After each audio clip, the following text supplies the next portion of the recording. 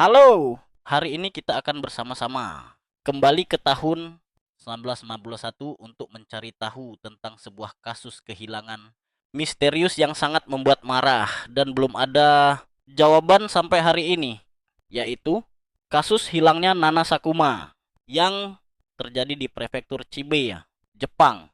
Sebelum kita masuk ke detail kasusnya, mari kita cari tahu sedikit tentang prefektur Chiba, tempat cerita ini terjadi.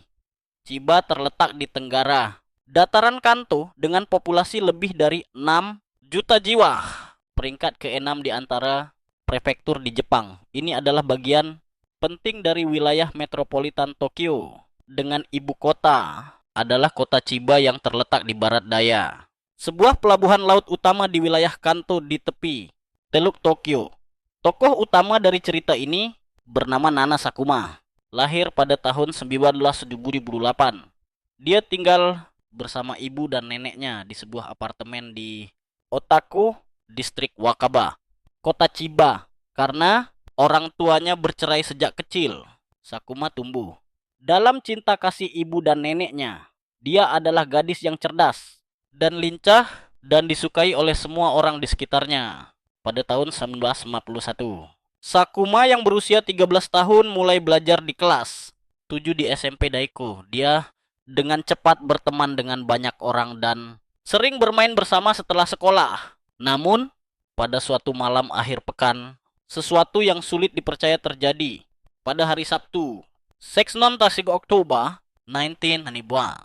Setelah menyelesaikan ujian tengah semester, Saka pergi bermain ke rumah temannya sejak pagi. Meskipun telah bermain sepanjang hari, dia masih belum puas. Dia ingin terus bermain di malam hari. Saka mengatakan kepada temannya bahwa malam itu ibunya bekerja sepanjang malam dan tidak akan pulang. Hanya ada nenek di rumah. Jadi teman-temannya bisa datang ke rumahnya untuk bermain. Sore harinya 4 orang teman bersepeda ke rumah Saka. Nenek Saka sedang berada di rumah karena sudah tua setelah makan malam. Dia tidur lebih awal. 4 orang teman duduk di depan TV di rumah Saka, menonton program TV malam dan bercanda bermain game. Waktu berlalu begitu cepat hingga tengah malam. Kelompok itu masih sangat bersemangat dan tidak mengantuk sama sekali. Tidak hanya itu, mereka juga mulai merasa lapar karena ibu Sakuma tidak ada di rumah. Nenek sudah tidur. Tidak ada yang menyiapkan makanan ringan. Dan rumah Saka juga tidak memiliki makanan ringan sama sekali. Hal ini membuat kelompok itu sedikit kecewa. Namun, di mana ada kemauan, di situ ada jalan. 4 orang teman memutuskan untuk pergi keluar membeli makanan ringan di toko swalayan. Kebetulan kelompok itu bersama-sama berjalan keluar. Mereka dengan cepat tiba di toko swalayan dekat rumah. Tetapi sudah tutup pada saat itu. Toko swalayan 24 jam belum populer. Wilayah Otaku, tempat Saka tinggal, hanya memiliki satu toko swalayan. Dan toko tutup pada pukul 11. Tulalal malam. Sementara itu, kelompok Saka tiba di sana setelah lewat tengah malam. Setelah pukul 12. Ketika melihat toko swalayan sudah tutup, seorang teman dalam kelompok mengatakan bahwa dia tahu ada toko swalayan 24 jam di wilayah Orada dekat sana. Mari kita lihat peta. Ini adalah lokasi rumah Sakuma di Otaku. Dan ini adalah lokasi toko swalayan 24 jam di Orada. Kedua lokasi berjarak 4 km. Kelompok itu merasa berjalan kaki ke toko swalayan 24 jam itu terlalu jauh. Jadi mereka kembali ke rumah Saka, mengambil sepeda mereka dan bersepeda menuju toko swalayan 24 jam di Orda. Pukul Oniki 30 pagi.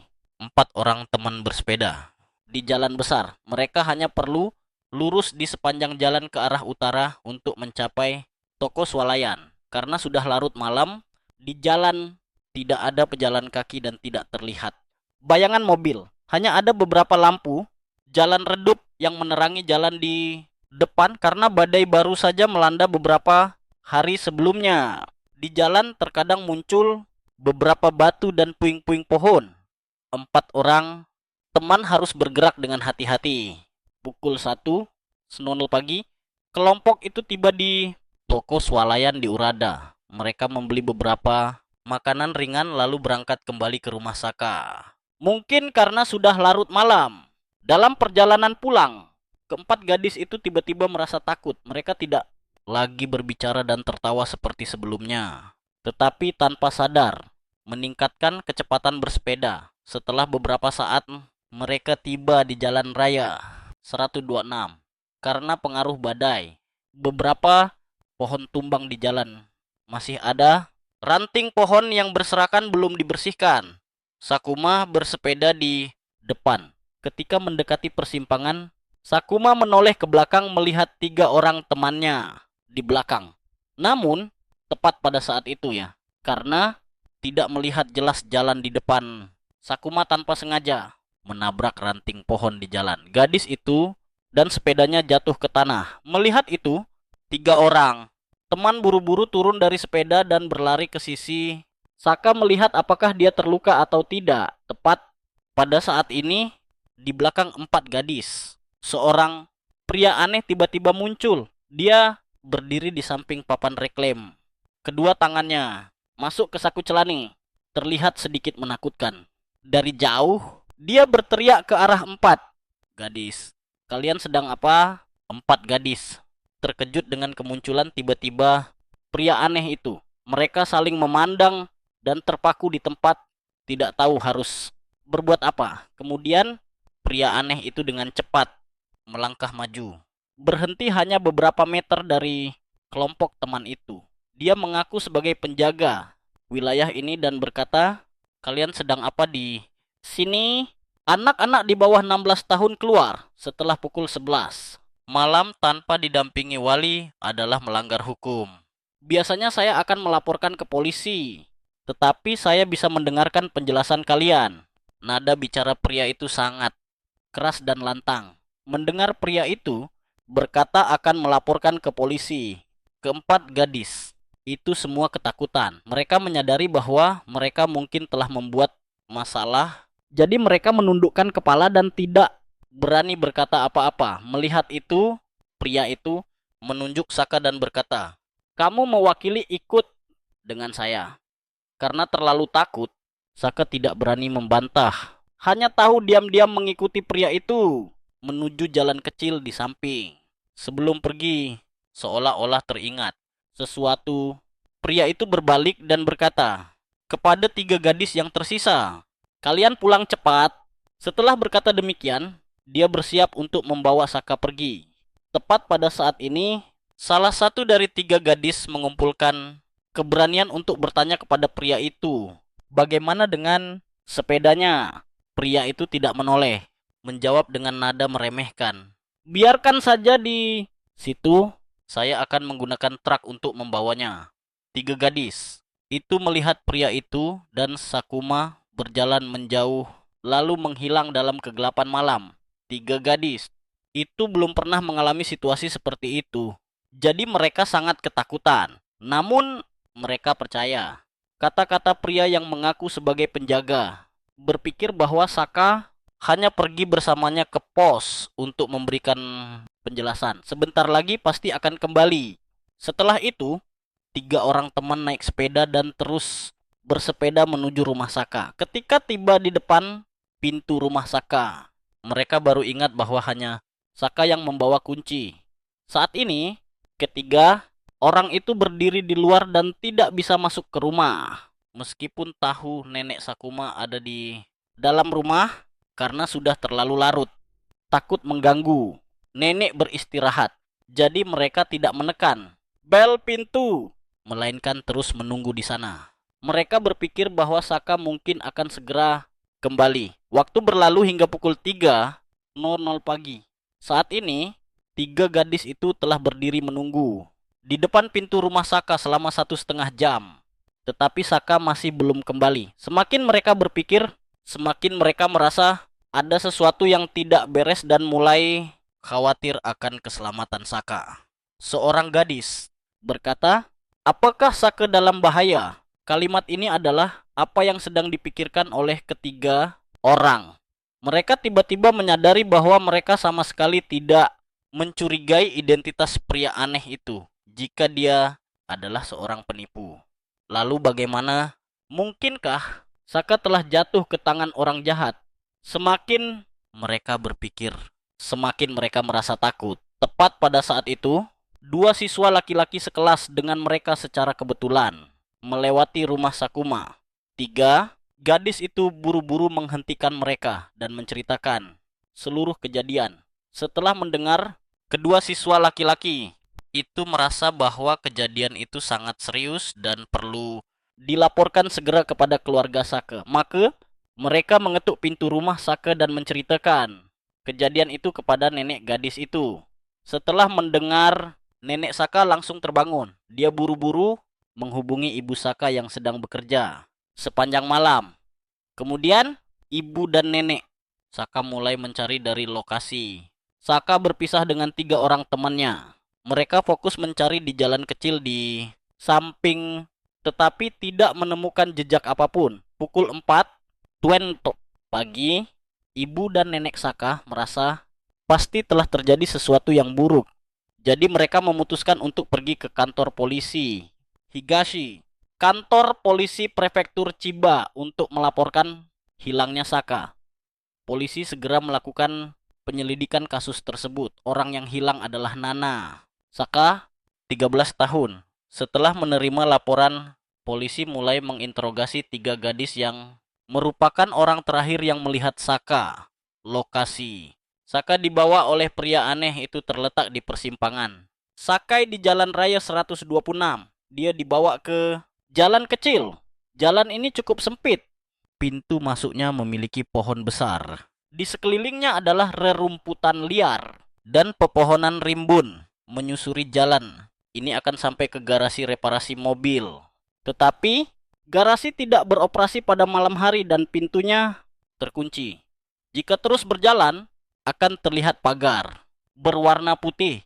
Melalui pagar adalah persimpangan dengan jalan lain. Ini adalah jalan yang lebar. Di sekelilingnya ada cukup banyak rumah penduduk. Polisi telah melakukan pencarian menyeluruh di sepanjang jalan ini. Pada saat yang sama, memeriksa rumah-rumah penduduk di sekitarnya dan orang-orang yang lewat, tetapi tidak menemukan orang yang mencurigakan maupun jejak apapun yang terkait dengan Saka. Tidak ada rumah penduduk yang mengatakan telah mendengar suara aneh atau teriakan seorang gadis pada dini hari itu. Meskipun wilayah ini memiliki banyak persimpangan jalan, tetapi pada saat kejadian adalah sekitar pukul 1 senondol pagi. Sangat sedikit pejalan kaki atau kendaraan yang melewati jalan. Jadi tentu saja tidak banyak orang yang menyaksikan Saka pergi kemana pada saat itu. Di jalan tidak ada kamera pengawas. Oleh karena itu, tidak dapat dipastikan arah Saka pergi, membuat penyelesaian kasus menghadapi banyak kesulitan. 3 gadis mengatakan pria yang membawa Saka berusia sekitar 40 hingga 50 tahun. Tinggi sekitar 1,4 meter. Memakai kemeja lengan panjang kotak-kotak dan celana pendek panjang berwarna hitam. Memakai topi wol berwarna hitam. Orang ini memiliki tubuh gemuki, wajah bulat mata panjang, wajah merah. Ketika berbicara dengan para gadis, kedua tangannya masuk ke saku celana. Nada bicaranya sangat keras. Berdasarkan keterangan 3 gadis, polisi telah membuat sketsa wajah tersangka. Mereka menggabungkan gambar tersangka dan informasi tentang Saka untuk dicetak menjadi brosur. Nana Sakuma, di 13 tahun, tinggi 1,52 berat 42 kilo dia. Memiliki tahi lalat di mata kiri. Terlihat lebih dewasa dari usia sebenarnya. Polisi bersama keluarga Saka telah membagikan brosur di stasiun, pusat perbelanjaan, dan tempat ramai di prefektur Chiba, berharap ada orang yang memberikan petunjuk. Waktu berlalu, beberapa saksi telah menelepon polisi. Seorang saksi mengatakan sekitar pukul 1:30 pagi pada hari Saka menghilang, yaitu tidak lama setelah Saka berpisah dengan 3 orang temannya. Seorang pengemudi yang melewati persimpangan Sakai telah melihat seorang siswi remaja berjalan bersama dua orang pria. Lokasi ini berjarak sekitar 260 pindim dari tempat Saka dibawa oleh pria itu. Seorang saksi lain mengatakan sekitar pukul 4 di luar. Pagi pada hari kejadian, mereka melihat seorang siswi dan seorang pria berjalan ke arah perumahan Sendai dekat sana. Kedua orang itu berjalan santai seperti sedang berjalan-jalan. Berdasarkan informasi ini, dapat disimpulkan bahwa setelah masuk ke jalan kecil bersama pria itu, Sakuma telah kembali dan berjalan ke arah utara. Namun, selain informasi ini, tidak ada petunjuk lain. Pria yang membawa Saka pergi juga tidak menghubungi keluarga gadis itu. Oleh karena itu, sangat sedikit petunjuk tentang kasus tersebut, membuat proses penyelidikan terjebak. Kasus ini juga menimbulkan banyak perdebatan tentang identitas pria. Aneh itu. Ada banyak teori yang berbeda yang diajukan. Ada orang yang mengatakan bahwa ketika tiga gadis bertanya tentang penanganan sepeda, Sakuma, pria itu tanpa sadar menjawab bahwa akan menggunakan truk untuk membawanya. Hal yang perlu diperhatikan adalah pria itu menggunakan kata truk, bukan mobil. Sangat mungkin ini adalah ucapan spontan pria itu yang menunjukkan bahwa dia bekerja di bidang yang berhubungan dengan truk atau profesinya adalah sopir truk. Ada teori yang mengatakan bahwa pada malam itu pria ini mengendarai truk ke dekat lokasi kejadian karena mengemudi terus-menerus pada malam hari. Dia merasa lelah, lalu memarkir truk di tempat yang tersembunyi dari pandangan, lalu turun dari truk berjalan-jalan agar segar. Saat ini, dia secara kebetulan melihat sekelompok remaja putri berkumpul di depan, lalu bersembunyi di suatu sudut untuk mengamati. Timbul niat jahat.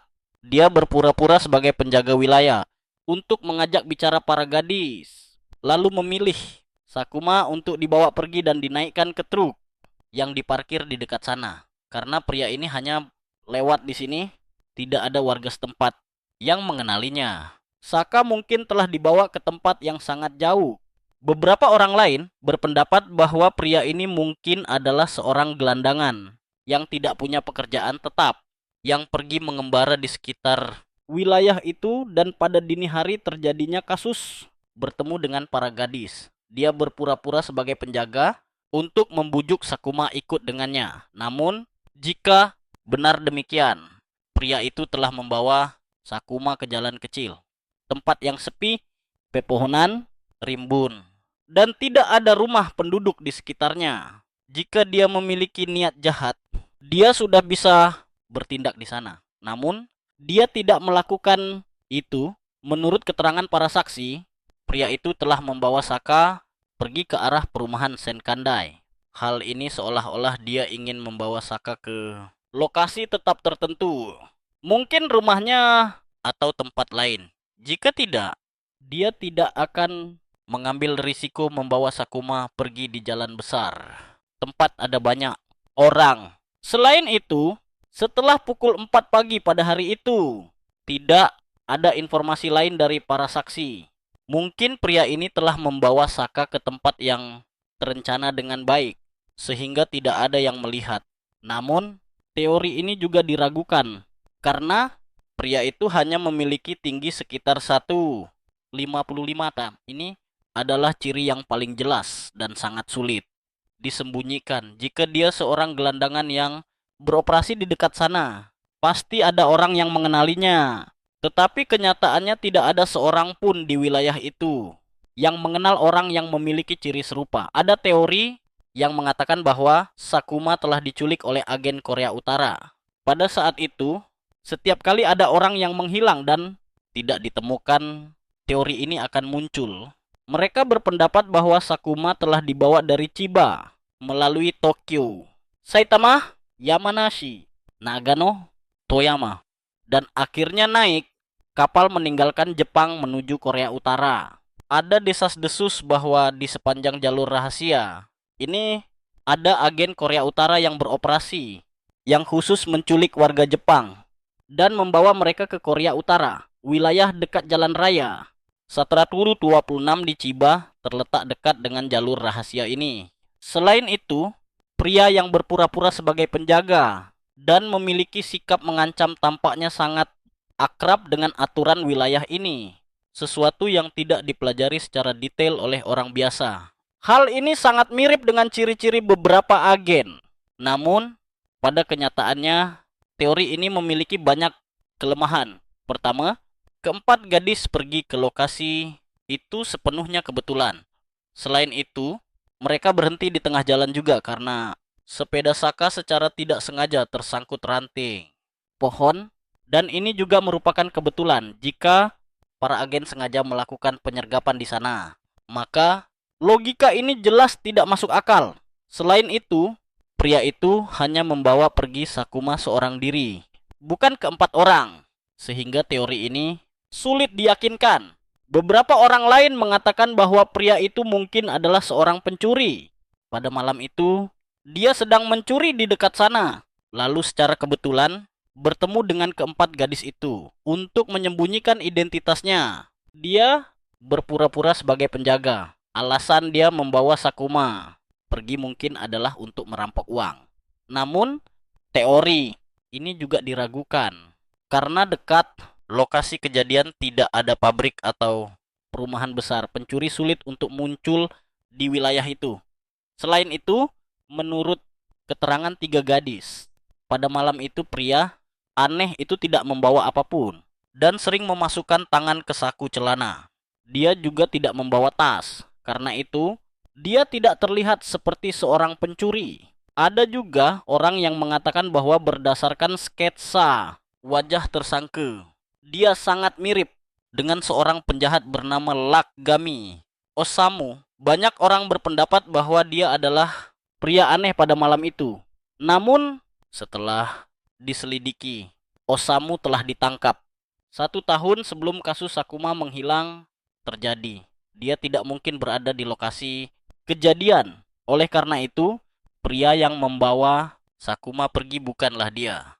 Pada tahun 2006, 15 tahun setelah hilangnya Sakuma, batas waktu penuntutan pidana kasus itu telah berakhir. Namun, keluarga dan teman Sakuma tidak pernah menyerah mencari gadis itu. Ibu Sakuma sering pergi ke sebuah kuil bernama Tokoin dekat rumah untuk berdoa. Kuil ini memiliki sejarah panjang yang diperkirakan berasal dari zaman Heian. Saat ini, Ibu Sakuma telah kembali ke kampung halamannya. Rumah tempat Sakuma tinggal sekarang tidak berpenghuni. Namun, ibunya masih terus membayar uang sewa rumah. Dia terkadang masih kembali ke rumah lama, menyalakan lampu, dan membuka jendela seperti saat Sakuma masih ada di sana. Dia masih selalu berharap suatu hari nanti putrinya akan kembali ke rumah. Kasus hilangnya Sakuma hingga kini masih menjadi misteri yang belum terpecahkan. Ini meninggalkan rasa sakit yang tak tersembuhkan bagi keluarga, terutama ibunya yang masih gigih menjaga rumah lama dan menghidupi harapan tipis tentang kembalinya putrinya.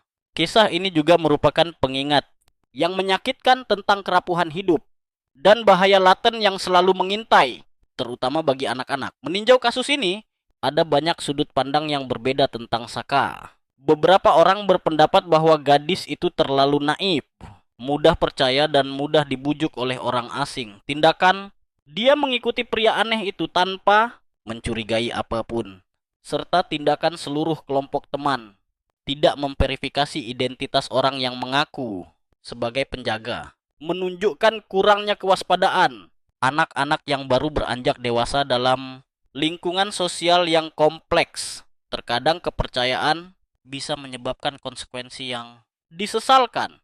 Namun, ada juga pendapat bahwa tidak seharusnya menyalahkan Sakuma sepenuhnya. Dia hanyalah seorang anak berusia 13 tahun yang berada dalam usia senang bermain dan suka menjelajah, dan belum memiliki cukup pengalaman hidup untuk mengenali bahaya laten. Tindakan dia dalam konteks itu juga lebih mudah dipahami. Terlebih lagi, pada saat itu kesadaran warga secara umum belum tinggi. Mempercayai orang asing juga bukan hal yang terlalu sulit dipahami. Oleh karena itu, membebankan tanggung jawab sepenuhnya kepada Saka adalah hal yang tidak adil meskipun dilihat dari sudut pandang manapun. Kasus hilangnya Saka tetap menjadi pelajaran berharga bagi kita. Semua ini mengingatkan kita tentang pentingnya pendidikan keterampilan hidup, meningkatkan kesadaran bagi anak-anak, sekaligus menyerukan uluran tangan komunitas dalam melindungi keselamatan anak-anak. Semoga suatu hari nanti kebenaran tentang kasus ini akan terungkap, memberikan penghiburan bagi keluarga Saka dan membantu kita menarik pelajaran yang lebih mendalam. Kisah Saka akan selamanya menjadi hantu, peringatan bagi kita semua. Video hari ini berakhir di sini dan sampai jumpa di video selanjutnya. Sampai jumpa.